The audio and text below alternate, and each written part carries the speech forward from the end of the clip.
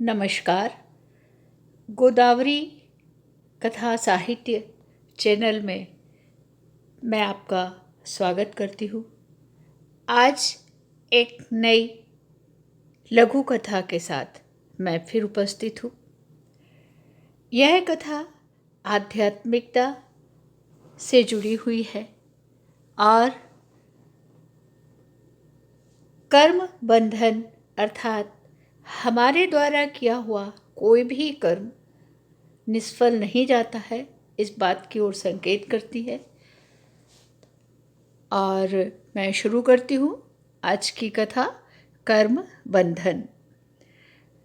ठंड की दोपहर, रविवार का दिन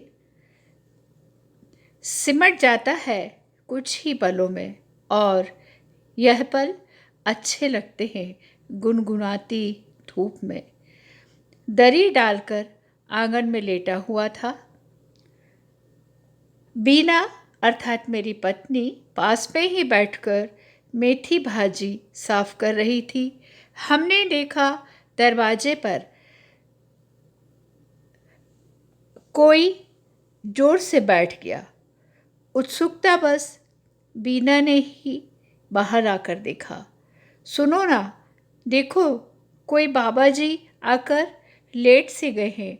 ऐसा लगता है उन्हें चक्कर आ गया है, बीना ने मुझे बताया। मैंने जाकर देखा, एक बुजुर्ग संत से दिखने वाले भगवा वस्त्र धारी दरवाजे की सीढ़ी पर आंख बंद किए मूर्छित से पड़े हुए थे। मैंने उन्हें हिलाया, बाबा जी उठिए, क्या हुआ आपको? पर मूर्छा गहरी थी।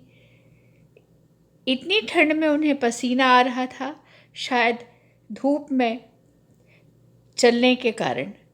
सड़क से जा रहे 4 लोगों की मदद से मैंने उन्हें अंदर बरामदे तक पहुंचाया और वहां एक दरी बिछाकर उसमें लिटा दिया।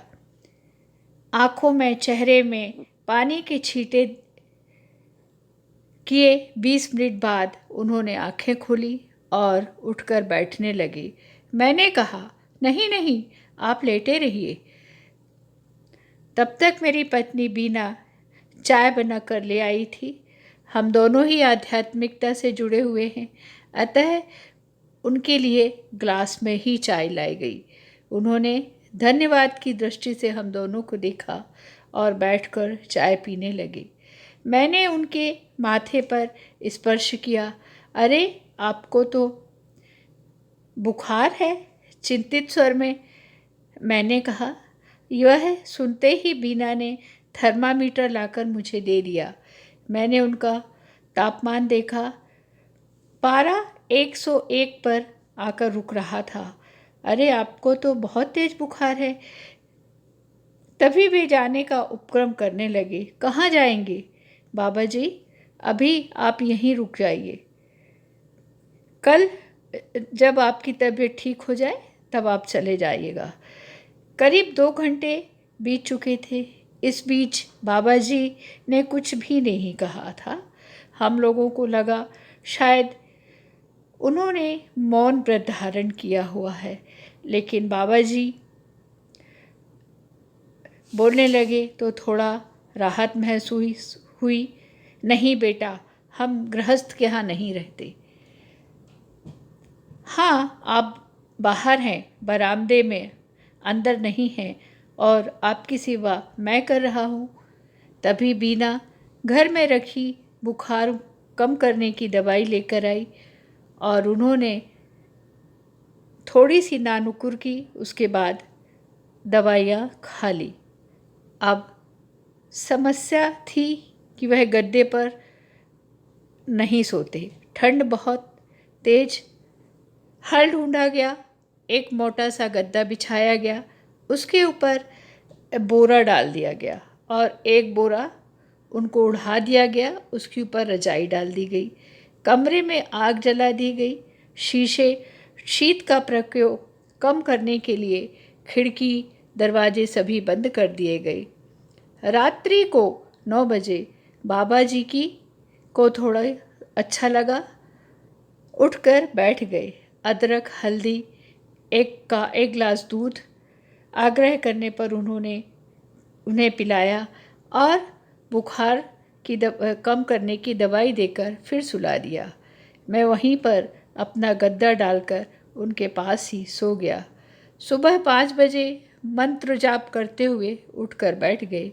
मैंने उन्हें बाथरूम तक पहुंचाया। शौच आदि क्रियाओं से निवृत्त हो वह पुनः प्रस्थान करने का उपक्रम करने लगे। मैंने उनका माथा देखा। ज्वर शांत हो चुका था, लेकिन चेहरा देखकर लग रहा था कि उन्हें आराम की ज़रूरत है। मैंने उनसे सिर्फ 1 दिन रुकने के लिए कहा। हमारे आग्रह को उन्होंने संकोचपूर्वक स्वीकार किया। हम लोग लहसुन प्याज नहीं खाते हैं। यह जानकर भी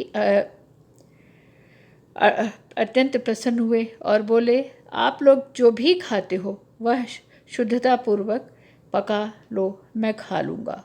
और उन्होंने हमारे साथ भोजन किया। शाम तक मैं और स्वस्थ होने लगे। एक रात्रि और विश्राम कर दूसरे दिन प्रातः मैंने उन्हें प्रयागराज की ट्रेन में बिठा दिया।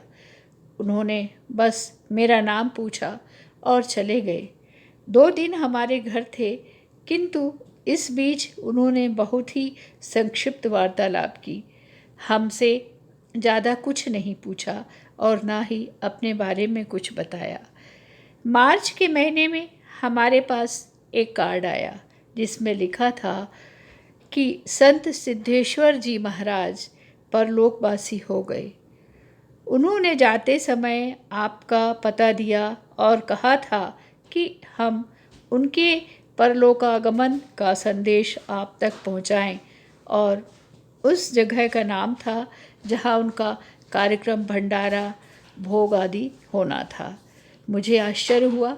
उन्होंने तो बस मेरा नाम पूछा था, बाकी सब। फिर याद आया, मेरी नेम प्लेट बाहर टंगी थी। उसे ही देखकर उन्होंने यह बात अपनी संत समाज को बताई होगी। और ठीक 9 महीने बाद हमारे घर एक पुत्र का जन्म हुआ और जन्म के 1 दिन पहले मुझे संत सिद्धेश्वर जी मेरे सपनों में आए। उन्होंने कहा, तुमने जब मेरी सेवा पुत्रवत की तभी मेरे भीतर एक कामना ने जन्म लिया। काश मुझे ऐसा बेटा होता। और वही कामना से प्रेरित हो मैं मोक्ष की ओर ना जा सका और पुनर्जन्म के चक्र में फंस गया। किसी गृहस्थ के घर नहीं रहना चाहता था। मैं जन्म मृत्यु के चक्र में नहीं फंसना चाहता था, किंतु विधि का विधान, मैं तुम्हारे यहाँ आ रहा हूँ, और मेरी नींद खुल गई। दूसरे दिन मुझे पुत्र की प्राप्ति हुई। पिछले 10 बरस से हम लोग जिसका इंतज़ार कर रहे थे। कैसी लगी आपको कहानी ज़रूर बताइए। लघु कथा है, पारलौकिक और लौकिकता से जुड़ी हुई। आप लोगों को पसंद आई तो बेल आइकन का बटन दबाएं। बहुत बहुत धन्यवाद सुनने के लिए।